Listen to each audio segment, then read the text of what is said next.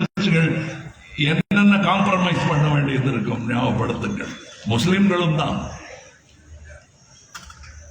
Ram Manohar Lohia Gandhian Marxism என்று எழுத வேண்டிய தேவை ஏன் வருகிறது?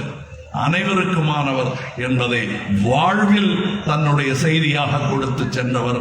அந்த செய்தியை நாம் கொடுக்க வேண்டும் இங்கே இருக்கும் எஞ்சிய இளைஞர்களுக்கு.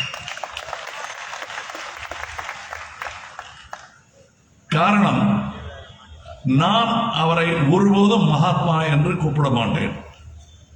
காரணம், பூஜைக்குரியவராக ஆக்கிவிட்டால் அந்த கோவிலை மூடுவதற்கு கூட வழி உண்டு. நீங்கள் வரக்கூடாது அங்கே, அது எங்கள் கோவில் என்று உரிமை கொண்டாடுவதற்கு கூட வழி உண்டு. அவர் எங்களில் ஒருவர். என் தாத்தா, இவர்கள் தாத்தா, எங்கள் குடும்பத்திற்கு மூத்தவர் அவர். நாங்கள் சாடுவோம், போற்றுவோம், வணங்குவோம். அது இங்கு நிகழும் சூழல்கள் எங்களை எப்படி தாக்குகிறதோ அதற்கு ஏற்ப வீட்டில் வந்து புலம்புவோம். அந்த வீட்டில் காந்தி தாத்தா இருப்பார் என்றும் இருப்பார் என்று நான் நம்புகிறேன். காந்தி ஒரு மனிதர் என்னும் காலகட்டம் கடந்து விட்டது. Gandhi is an idea. An idea we can all use. We can all share. இது ஏன் திடீர்னு ஆங்கிலத்தில் போறாருன்னா, எங்கேயாவது ஒரு துளியாவது சிதறி அவங்க சித்தத்தில் தங்கிவிடாதா என்ற நம்பிக்கையில் ஒவ்வொரு வாட்டியும் அந்த பெரிய வட்டத்தில் போய் தான் பேசணுங்கிறது இல்லை. மக்கள் மத்தியில் அமர்ந்து பேசினாலும் அங்கே கேட்கும்.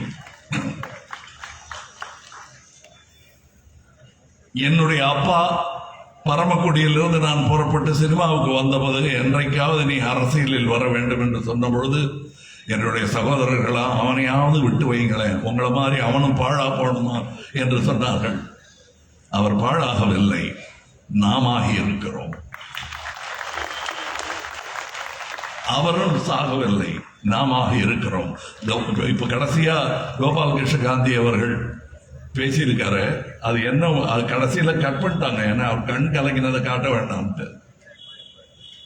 அந்த 3 bullets நிறுத்த வேண்டிய நேரம் நமக்கு வந்து விட்டது. அது எப்படிங்க காந்தியார் காலம் எல்லாம் பொருந்துமா? இப்ப ஆயுதம் இல்லாம எப்படிங்க 3 புல்லட்டுங்கிறீங்க? அப்படின்னா 2 புல்லட் தமிழ்நாடு தயார் பண்ணிடுச்சு. Health and education.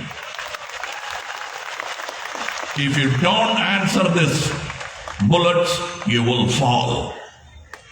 It's not a promise. It's a belief and analysis of how this country is going to go. இது அப்படித்தான் நகரும் இந்த தேசம். இது மொத்த தேசத்தில் 1.4 பில்லியன் பீப்புள் முட்டாள்களாக இருக்க முடியுமா? சாத்தியமா? யோசித்து பாருங்கள். இல்லை என்கிறேன் நான், இருக்கு என்கிறது ஒரு கூட்டம். அந்த கூட்டம் அகலும், இல்லை என்றால் அகற்ற வேண்டும். இது காலத்தின் கட்டாயம் மட்டுமல்ல, நமது கடமையும் கூட. இந்த காதி துணி பின்னாடி சிவப்பு கலர்ல இருக்கு, இங்க கருப்பு கலரா மாறி இருக்கு. நான் நடத்துற கம்பெனி பேரு கமல் ஹாசன்ஸ் ஹவுஸ் ஆஃப் கதர். அதுல தயார் பண்ணது இந்த துணி. காந்தியார் கடைசியாக இங்கு வந்தபோது இந்த கதர் ஆடை உற்பத்தியை அதிகரிப்பதற்காகத்தான் மதுரை வந்தார். அந்த வேலை துவங்கிவிட்டது ஐயா என்பதை கூட சொல்லும் விழாவாக இதை வைத்துக் கொள்ளலாம். இது உணர்வு பூர்வமான விழா, அரசியல் விழா அல்ல.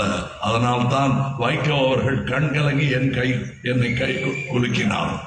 எல்லோருக்குள்ளும் அந்த உணர்வு இருக்கிறது. இந்த மனிதர்கள் என் முறவன்றி வேறென்ன. அதனால் தான் சொல்லுகிறேன், மையம் யாரையும் எதிர்க்கும் தேவைப்படும் பொழுது. ஆனால் யாருமே எங்களுக்கு எதிரி இல்லை. நாங்கள் எதிர்ப்பது தனி மனிதர்களை அல்ல, தனி மனிதர்களின் அவசர சட்டங்களையும் அவசர திட்டங்களையும் சுயநல திட்டங்களையும்.